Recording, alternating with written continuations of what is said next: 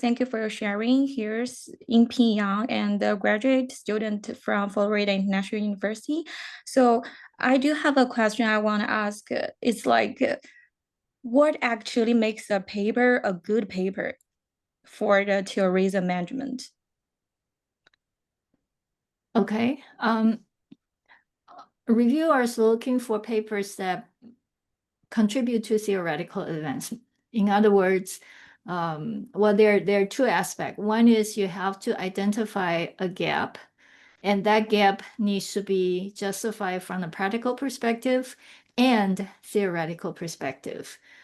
So based on the real life problem that you see, and then you go to the literature to see if there is any existing theory that can help you interpret or solve the problem. If you find any gaps in the literature, for example, a particular theory can only explain part of the problem, but not the entire problem, that means there is a theoretical gap. Then by doing your study, not only you solve the real problem, real life problem facing whether it's consumer or operator, you're also filling a gap. You're strengthening the theoretical development that currently is missing in the literature. So generally, reviewers are looking for papers that contribute to both. In other words, you need to have a specific practical implication, meaning you're solving the problem, and then also contribute to theoretical advancement, because tourism management's position is that it is a scholarly journal, and we would very much like to contribute to the development of tourism as a field. Therefore, scholarly contribution to theoretical or methodological advancement is expected by the reviewer. So these are probably the two fundamental questions that all the papers need to answer. And obviously, by conducting the study, your method needs to be rigorous, and the writing needs to be clear, so that the reviewers will understand, and potentially readers will understand the value of your study. So yeah, Yes. basically looking at both the practical side and the theoretical side. Thank you for sharing. So based on what you said, because we need to, a good paper should have two implications, like the practical implication and some theoretical public implications. So I do have a question, because recently I submit my paper to a journal, and the reviewer gave me some feedback saying that my paper lacked the practical significance. So I have a question, like how we show our real world value, maybe the practical implication of our research in the paper. Yeah, to make reviewer can know it has the practical implication, something like Well, that. at the front end, in the introduction, you need to identify what is the problem, right? So any research that you do needs to revolve around a real life problem. It's not a research topic that you come up by yourself, sitting in the room or dreaming, right? You don't dream up a problem. Problems are research questions are real life questions. So in the introduction, you need to identify the question, and then the practical implication is how do you answer that question? So the implications are specifically, what do you suggest? For example, the consumers do, or the hotel managers do, or tourism destination operations do. So there should be some specific suggestions that you provide to solve the initial business problem at the very beginning. For all the journal editors that I've talked to, they all say they're receiving a lot of submissions. That means a lot of scholars or students, young scholars, are doing tourism-related research, which is a good sign. However, the increasing number of submission does not seem to correlate well with the increasing quality of the submission received. Very often the papers are submitted too early. In other words, the papers are not ready for submission yet. The authors are anxious to hit the submission button. That will be a a pity because you only get one chance with each journal. If it's not properly prepared and your initial submission is rejected, even though, for example, you receive good feedback from the editor or the reviewer, you make revision, you won't be able to submit to the same journal again. So with each journal, you only get one opportunity. Make sure that you prepare the manuscript the best you can before it takes time before you actually submit. That will increase the chance of your paper being sent out for peer review, and of course that will increase the chance of your paper being accepted. So try to refine the paper, take time to think about it. Maybe ask your colleague to give you some feedback before you formally submit the paper to a journal. Right, there is a question in the chat box. In a recently submitted manuscript, one of the reviewers suggested that the conclusion should incorporate political implications. This recommendation appears somewhat new to me, given that scientific research is expected to maintain independence. May I seek your view on this matter? Well, depending on the nature of the paper, and what does the reviewer mean by political implications? If your paper is about public policy, for example, obviously it would have political implications.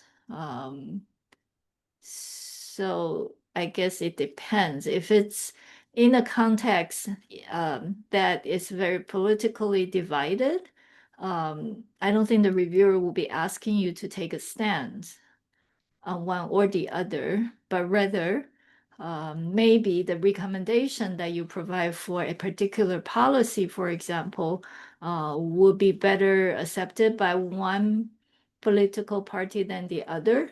Maybe the alignment between the political view and your recommendation. Maybe there is something on that aspect. It depends on the context. So see if you can find any correlation or relations between your finding, your recommendation, and potential implications toward different political parties or environment or ideology, I suppose. If you really don't understand what the reviewer is saying, then you can ask that question in your revision, in your response to reviewer comments, and then seek clarification. You can try to answer the question, but then put a condition by saying that I hope I understand this question correctly. This is my response. If my understanding is incorrect, if the reviewer can clarify, then you're happy to make further adjustment. The next question in the chat box is, if I submit paper to TM, normally how long does it take for the paper to accept? That's kind of difficult to judge because it depends on how many rounds of revision it has to go through. The worst case scenario, you will get a desk rejection in 2 days. We do have 3 layers of desk review. Once you pass through the logistical formatting assessment, it will go to our managing editor. The managing editor will review all the submissions, make a desk review, and maybe for those weaker papers, it will be desk rejected by our managing editor. Those pass through, the managing editor will come to me. I will give a much closer look of all the papers. And again, I will have to desk reject some of it. So if it's desk rejected by me, it's usually about 1 week. Once it passed through me, I could send it out to peer review. In other words, I invite reviewers to review the paper, or I can forward it to one of our associate editors. And again, they can do another round. That's the 3rd round of desk review. Chances are they will not desk reject, but it could happen. Because they are the content experts. They may pick up something that I didn't pick up. If it's something that's really a fundamental issue that cannot be resolved, then they may decide to desk reject the paper. So there are 3 layers of desk review and the potential for desk reject. The time period is quite short. You can expect a turnaround in normally 10 days to 2 weeks. But if we send it out for review, it takes much longer. We invite 3 reviewers. We give them 1 week to accept the invitation, then give them 3 weeks to return their review. So that's 4 weeks already. Then if the initial 3 reviewers decline the invitation or ignore the invitation, that could be a bit longer. So usually it takes about 2 to 3 months for the first round of peer reviews to return to the authors. And then the authors will have some time to do the revision, and then you resubmit it. Depending on the extent of the revision, we will send the revision back to the same set of reviewers. And then again, they have 1 week to agree and 3 weeks to review. So if they come back positive, then the paper could be accepted then. However, if they recommend another round of major revision, then the authors have another, for example, 2 months to do the revision, come back and may send out for another round of review. So it all depends on at what stage a decision was made. So the worst case scenarios, the decision was made very quickly. But if we send out the paper to reviewers, then it depends on how many rounds of review and how quickly the authors can make the revision to the satisfaction of the reviewers. So if it takes 2 rounds of peer review, then we're looking at probably 4 months to 6 months already. So yeah, it does take time if we have to go through multiple rounds of review. We try to make a decision by R2 submission, if not R3 the latest, revision 3 the latest.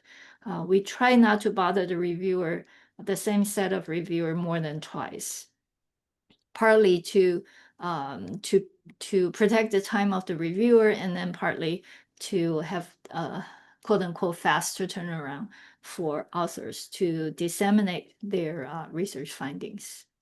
So yeah, unfortunately, it does take quite a long time. The next question is how to find potential collaborators in my research field and initiate communication. Well, you start with a small circle, right? Your fellow students, your supervisor, other professor in your school. That would be the first close layer of network.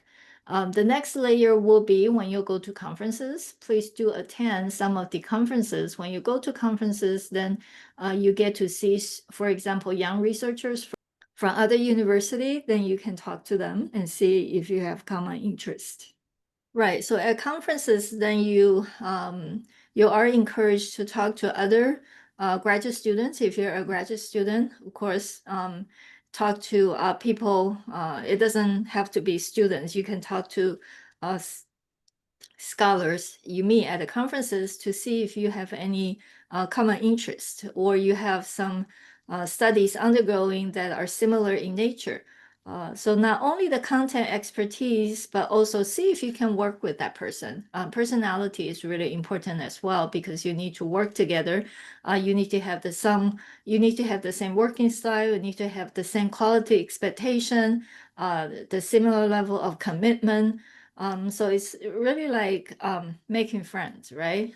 You know that you can be friends with some people, but not others. So you need to find collaborators who you can work with. So that's the second layer. For example, you get to meet somebody face to face at conferences. And then, of course, there could be possibility, but not likely. For example, you read somebody's work, you read an article, you really like that article, you would like to work with somebody.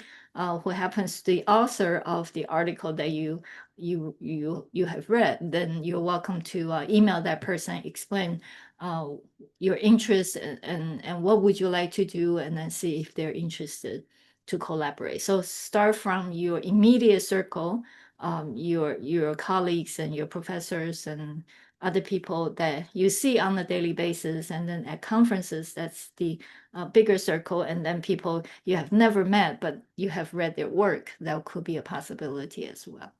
But it all depends on your interests, your expertise, and personality, and your working style. So make sure that you find somebody you feel comfortable working with. The next question is about similarity rate. Similarity rate, as stated in the guide for authors, is 15% maximum altogether, and with no more than 1% similarity with each source of information. So that's the maximum. For AI testing, we currently don't do that. I understand the May editor office hour, there was a long discussion on AI-related issues. If you're really interested in AI-related issues, you're welcome to review the May editor office hour hosted by Professor Robert Lee. Currently, we don't do AI testing simply because the tools are not very reliable. However, we do request the authors to make declaration as to how you use AI in your preparation of the submission. The next question is, I would like to inquire whether it is possible to request an extension for R2, given that we already have an extension during R1. It is the publisher's policy now to offer each submission a maximum of 1 month extension. In other words, depending on how much extension you receive during R1. If you already have 1 month extension, then that's the maximum you used up already. The purpose of that policy by Elsevier is, again, to speed up the turnaround so that we can disseminate knowledge on a timely basis. And that's why, as I mentioned earlier, it is very important for you to develop your manuscript to the best you can, so that the reviewers will review in a positive light. And also the earlier question about how much time does it take before a paper get accepted. If you have to make extensive revision for R1 and R2 or beyond, then that really extend the length of time required between submission and final acceptance. So yeah, that's the purpose of having that policy installed by Elsevier. Daisy, you have a question? I think talking about how to find the collaborators in like conferences or some like events.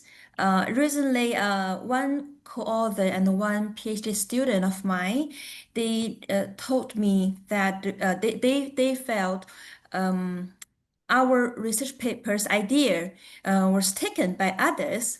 I think the PhD student said it might be during a PhD workshop because the paper is just published, very, very fresh, had a very similar topic, like a population and the theory that she talked with other people during a PhD workshop. Another one is a paper not well, we didn't really present that much, but it only, I think, went through 2 rounds of reviews for some of the journals.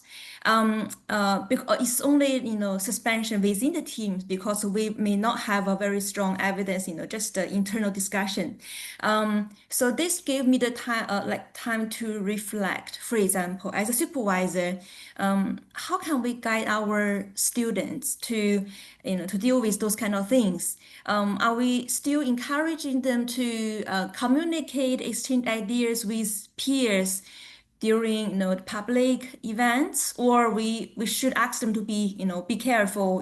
Before publication, you should not discuss all the things. What kind of advice you may give to me? Thank you. That's very unfortunate, isn't it?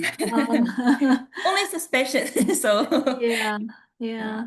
I mean, there's always people like that, unfortunately. It doesn't matter how much we talk about, we teach our student about research ethics, but in the world, there's always good people, but unfortunately, there are a small, very small percentage of bad people.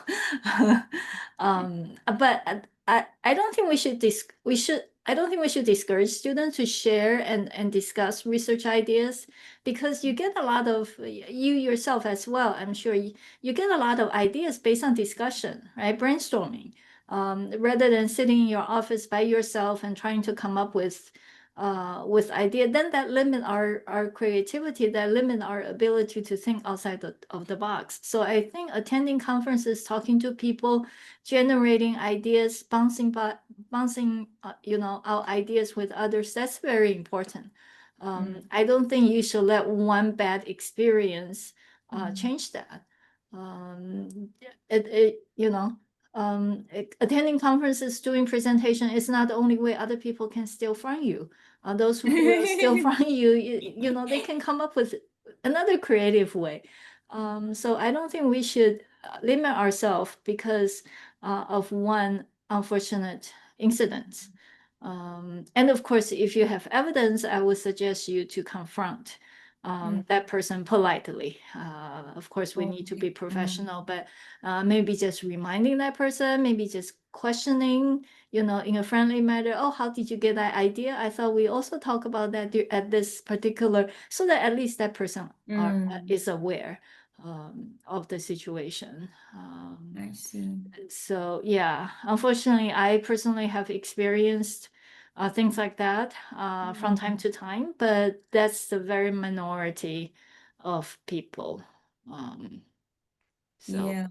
yeah. Yeah, it's because we also suspect those person who, might take the ideas. They're also PhD students, so we are thinking they are still in the learning process. Maybe their supervisors should also guide them properly about how to conduct this, in an ethical way. Yeah, but what I told my students, like, think in a longer way, because you have good ideas that people think is really sparkling. So they took your idea, so you can generate more. So I try to comfort them like this. But yeah, I agree with you that in general, exchange ideas during events, conferences, in long run is really a good thing for scholars to learn more. Yeah. Yeah, yeah. I mean, we get a lot of questions. I'm sure you get that too from students, especially. How do we come up with a good idea, right? It's all because they're alone. They are isolated. Yeah. They study by themselves. They read the books, and they don't go out. I think with interaction, you get a lot more research ideas. You get a lot more experience, real life experience. Then that will feed you with good research questions. Yeah. So yeah, I always encourage my students to work hard and play hard. It's during the play that you come up with good questions. Yeah, that I agree with you. Yes. Thank you. All right. And the next question relates to research notes. What are the features of manuscript that can be more suitable for research notes rather than research paper type submission? Do requirements such as multiple sources of data apply to research note? I assume the question is specifically about tourism management, because every journal has a different set of guidelines for research note and different word limit. For tourism management, again, if you read the guide to authors, it's more about studying on a niche topic, on a smaller topic that doesn't require a comprehensive, for example, a large scale study. However, the research does need to have strong theoretical foundation and does need to contribute to theoretical advancement. So it's not just an empirical piece. It's not just saying, oh, this is what I found about this population. That's an empirical piece of research. Does the multiple sources of data apply? It depends on the topic. I would say the requirement may not be, you may not have to do, for example, we see a lot of studies now with 3, 4, 5, 6 experiment in one paper, definitely not for research note. However, because a research note also need to make conceptual or theoretical or methodological contribution, therefore the rigorousness of the methodology needs to be there. Before you can say, yes, I push the knowledge boundary forward, if you do a very small convenient sample survey, for example, it's just one-off, it is difficult to support your argument for theoretical advancement. So if you can have data triangulation, that would be helpful for you to be more confidently saying that this paper really makes a difference in terms of theoretical advancement, or you develop a new research method, or it could be a conceptual paper. You could be using conceptual methodology and to say this is a concept that nobody else has defined. Nobody has proposed, nobody else have defined, and therefore following the proper research methodology, then you can say this paper's contribution to the literature is bringing this topic into discussion. So yeah, it's a smaller scale study for tourism management. The research note you can write between 3,000 to 5,000 words. So it's I understand it's more extensive comparing to some other journals, but we would like to give the space for a good piece of niche topic. The next question is about the structure. Some papers have the literature review in the introduction, but others have a separate section for literature review. Could you suggest which one is preferred? Under what conditions? I guess it depends on the methodology. If you're doing a qualitative piece, grounded theory research, I assume there isn't a whole lot of theoretical literature available out there. You described the phenomenon, maybe that's the case. The literature could be included in the introduction, your introduction in a new phenomenon worth exploring, and there really isn't much literature out there, especially from the theoretical front. That would be a possibility, but traditionally, if it's a quantitative or mixed method research, then very likely you will have an introduction. And I've seen reviewer, I was just reading some reviewer comments even today saying that, oh, this section belongs to a literature review, it doesn't belong to the introduction. So some reviewers do prefer the traditional format. Yeah, you have an introduction, you briefly mention about the real life issue, and then you introduce the theoretical perspective that you will take to investigate the problem, and then you have a separate, properly constructed literature review to really dig into the theoretical background and shortcoming of the current literature. So yeah, so I guess probably if it's a really exploratory piece and there isn't much literature, then maybe it's possible to combine the intro with the little review, but then most likely the introduction is much shorter than the literature review. Introduction, you're basically saying, what is the problem? Why is it worth investigating? What do we know currently? What don't we know? And therefore, what this study aims to do. So you lay out the landscape of the paper that you're writing. The next question relates to literature. Could you recommend some scholars' literature for reading and research in the fields of tourism destination image and tourism big data? Well, that's a big topic. Tourism big data. Tourism big data could be in any topic, right? Big data can be used for destination management, for consumer motivation studies, sentiment, satisfaction. So it depends on what your interest. Destination image. I guess I wouldn't name particular names, but you will have to go back to the very seminal piece of some of the destination image studies, probably started in the 1980s and 90s. And there are some destination competitiveness studies and image study, branding study. If you do a search on Web of Science or any of the search engine or Google Scholar, if you have access to that, you will be able to find a lot of articles, but you can work backwards. You can find some current literature, you go through the references that they cite, and then going backwards, you will hopefully eventually go back to the original model or original proposer of relevant theories. So I will always recommend, at least for my students, to go back to the original classics. Please don't do secondhand citation. For example, this person cited a particular scholar and you read it and then say, oh yeah, that sounds good. I will cite that person as well without actually reading the original piece of article or book. Some of the seminal works were actually presented in a book format, so don't limit yourself to journal articles only. You may have to go way back to the original book to set up the theoretical foundation. So yeah, so depending on the topic, each one of you will need to go through the search, different layers of search, starting maybe from the recent.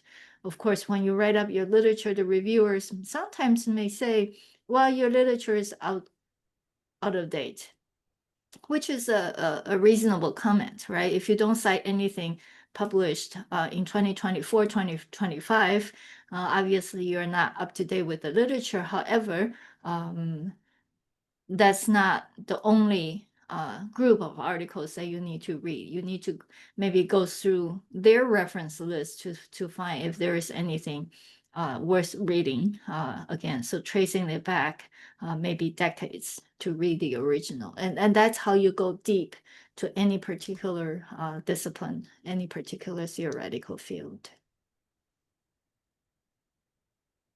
We see a lot of miscitation. I think many years ago, there was an article actually talking about this and demonstrated the miscitation simply because somebody cited, for example, A cited B, and then C also cited B without reading B, and then somebody cited C, and therefore you get second-hand, third-hand, fourth-hand citation. You all have played the game of I say something to you, you say something to another person, and eventually the message is incorrect. It's the same thing with second-hand citation. So please make sure that you read everything that you actually cite in your paper. And reviewers pointed that out as well. Reviewers are content experts. For example, reviewers, some of them are very diligent. Maybe the author didn't read the original article, but the reviewer go ahead and search for that piece of article and read it and then say, yeah, I read that article, but it's not, they didn't say anything that you say, yet you cited their article as a reference. So reviewers actually pointed out, no, the reference is incorrect. The person you cite didn't say anything about that, or you misinterpreted the original author's explanation or statement. So yeah, reviewers are experts, and it's quite often that they pick up incorrect citation, whether it's on purpose or you didn't understand what they're saying, or you simply didn't read their original work. So I don't know if I answered the question, but yeah, you have to do your search depending on the specific area of investigation. All right, the next question is, the paper is quantitative and theoretical with some new perspective, but some of them are hard to prove. with some new propositions. It's quantitative and theoretical with some proposition, but some of them are hard to prove. Is it acceptable to use numeric analysis to confirm propositions with real data?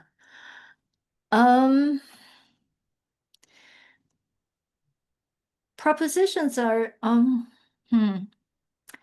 propositions are usually placed within a conceptual paper or qualitative paper, whereas hypotheses are proposed for quantitative testing. So I'm not sure if I understand your work properly. Usually when scholars are developing a conceptual paper, for example, proposing a new phenomenon, proposing a new concept, proposing a new theoretical perspective, then after a comprehensive literature review or discussion, then they will propose some relationships, right? Propositions are usually stated in terms of relationship. A is related to B. When A increases, B increases, or something like that, for future researchers to empirically test. Whereas if you have a quantitative study, then you do your literature review based on theory, you propose hypotheses, then you collect data, quantitatively test the hypotheses that you developed.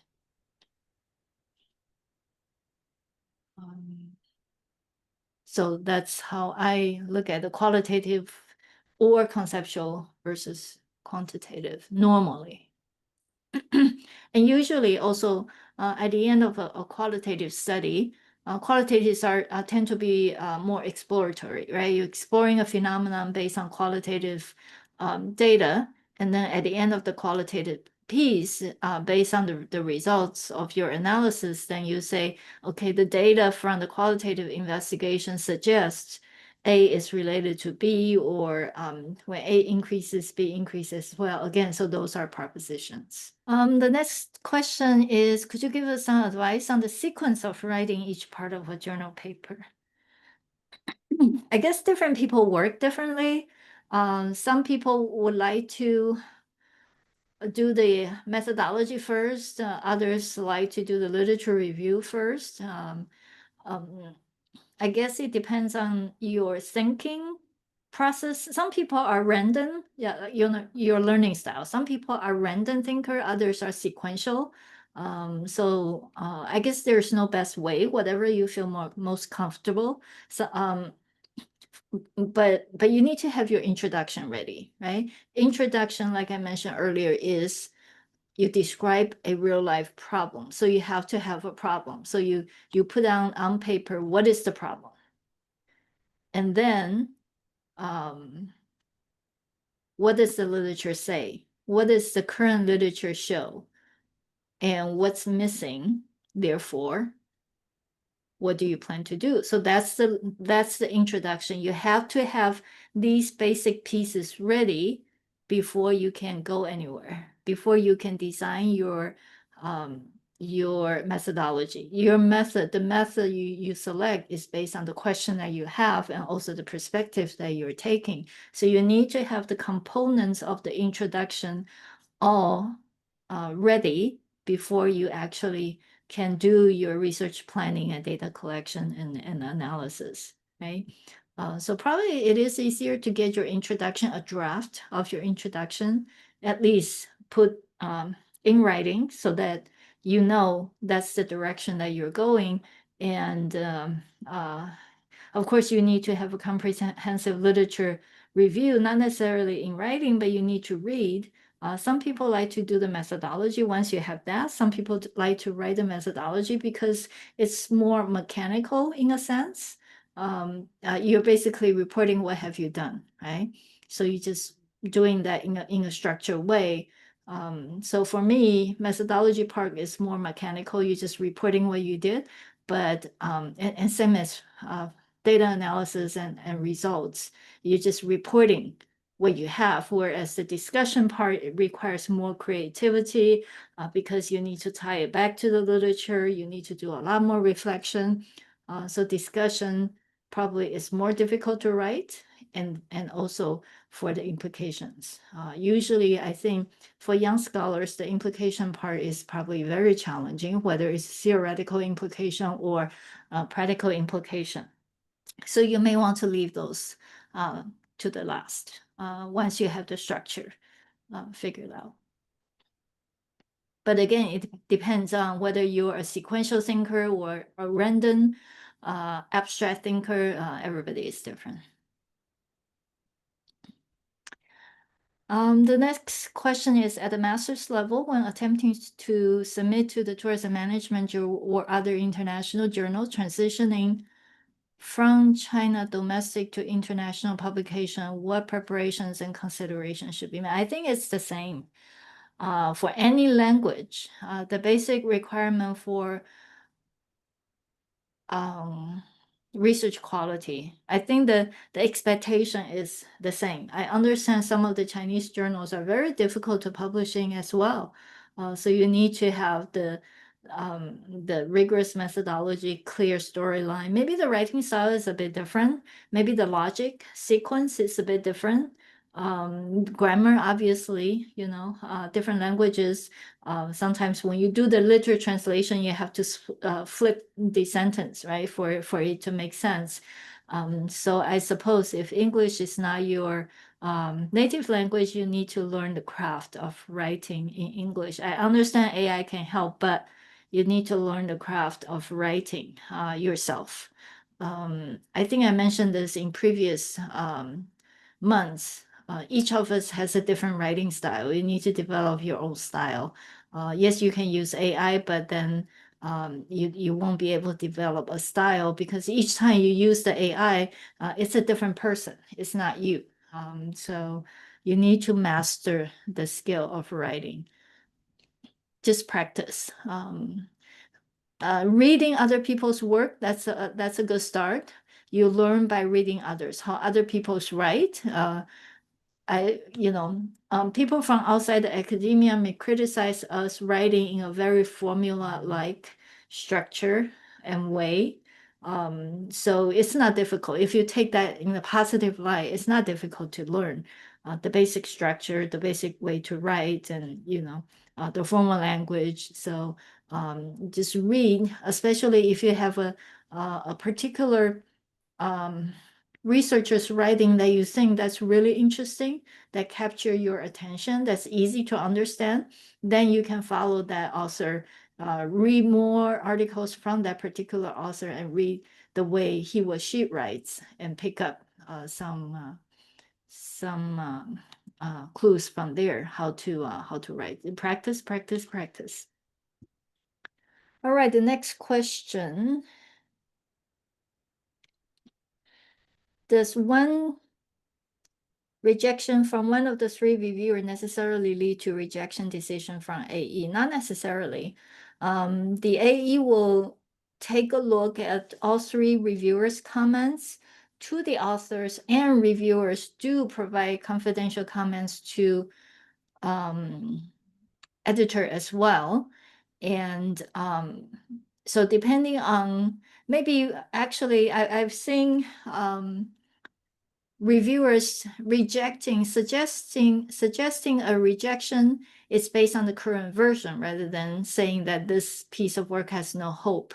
Whereas others, for example, actually identify some critical issues and yet suggested major revisions. So the final decision recommendation is taken into consideration, but the AE and myself will read the reviewer comments line by line and make a collective decision on behalf of the review. Does the timing of submission within a year matter? No, it doesn't matter. It doesn't matter. We're working 7 days a week, 52 weeks a year, so it doesn't really matter. This is beginning of June, and on my desk, I have this year's 2025 submission. We're over 1,000 already. I think we're having 1,100 probably. submission for 2025 already. So yeah, as you can see, there's no downtime. There may be a little bit of up and down, but it doesn't really matter. The next question is, I'm a PhD student majoring in human geography. The question is, how can we understand the management in tourism management? How can we make a qualitative human geography or tourism geography article more suitable for the scope of submission to tourism management? It is a management journal, so we asked the author to come up with management implications. We do require an impact statement, 150-word impact statement. The impact statement is not a different version of the abstract. The impact statement is not about generating citation, enhancing theoretical development. The impact statement we're looking for is real life impact. In other words, how can your research help the different stakeholders? How your research can help with organizations, businesses, government in terms of policy, tourists in terms of enhancing their experience, residents in terms of enhancing their quality of life, society in terms of harmony. So anything beyond academia. As long as your research can generate quote unquote management implications, we will see a fit there. And that's why we don't publish conceptual papers. Because in order to have real life management implications, empirical support is needed. Before you can confidently say, hey, destination marketing organizations need to do this, you cannot make a recommendation based on a concept, based on a conceptual piece of scholarly discussion. Those discussions are beneficial to the academic community in terms of theoretical development. However, they don't contribute much to the management of tourism. That's a specific requirement from tourism management. In other words, you need to come up with practical implications. You have a discussion on your recommendation for the different stakeholders relating to enhancing the tourism management or policy. And also we require an impact statement. So I'm sure human geography or tourism geography research can provide practical implications. Yeah, so the recommendation will be for the wider scope of practical for destination, for consumers, for society. And all right, I think our time is up for this month. Thank you for all the questions, and they're all good, very good questions. And I hope to see you in July.